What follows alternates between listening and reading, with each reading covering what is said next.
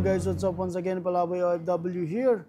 So for today's vlog mga idol is magre-react tayo dito sa post ni Foreign Germs kasi nababash siya.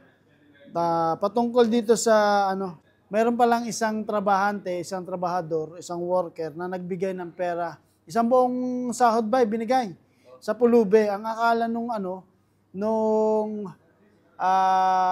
worker is vlogger yung pulube. So lahat ng sahod niya, kasama siguro yung 13-month pay nito, is binigay niya sa pulube. Ngayon, sinisisi to si Foreign Germs kasi ang style kasi ni Foreign Germs mga idol, sa mga hindi nakakakilala kay Foreign Germs, nagpapanggap na pulubi to si Foreign Germs. So ngayon, parang iniisip ng worker na si Foreign Germs or any vlogger ng mga paberticon yung gumagawa ng ganitong eksena. So, nagkamali lang dun si Kuya. Ngayon, nababas si Foreign Germs nang dahil daw kay Foreign Germs ay halos karamihang tao ngayon na nagpapanggap na pulubi is vlogger. So, nabiktima yung worker. Kawawa naman yun. So, nagpost si Foreign Germs tungkol dito. Ang sabi, kasalanan ko daw yung ganitong issue kasi ako daw yung nagpapauso ng pulubi. Bakit ba pag may issue lang, ako lang ang lumalabas na nagpauso ng pulube? Pero pag ibang vloggers gumaya, invited sila sa mga podcast, galing daw paano naisip. So, famous dito si Foreign Germs, si King Lax, at marami pang iba dyan. Pero mas nabash si Foreign Germs. Nang dahil daw sa kanya, ay mayroong naging kawawang biktima yung worker. Ang akala niya vlogger yung nabigyan niya ng pera.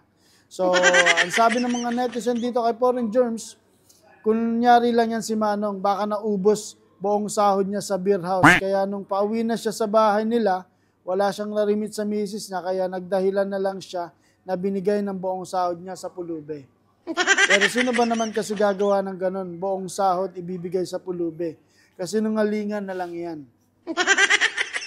Tapos ito pa, hindi bukal sa kalooban niya ang pagtulong. Kasalanan yan ng nagbigay, hindi ng pulube. Bless ang pulube, stress ang nagbigay ng buong sahod dahil lang sa pag-iisip ng kapalit sa ibinigay.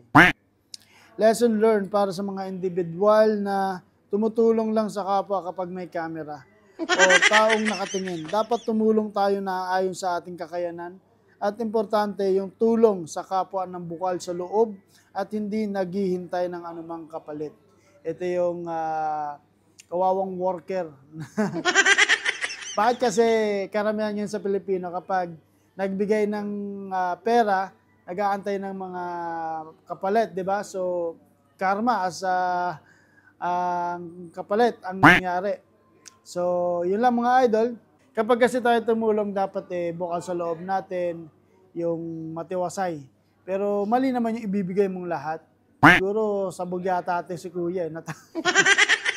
Ibinigay lahat Pero wag niyong pagbintangan si Foreign Germs kasi content creator yon, content niya yon. At kahit papaano is nakakatulong si Foreign Germs. So yun lang mga idol. Maraming salamat sa director natin for today. Behind the camera, si Brian Pontanar at si Rapi Sam Steel, ang ating tropa, PBK 2.0. Kapag tumulong, dapat bukal sa loob. Hindi yung nag-aantay ng kapalit. Mabuhay.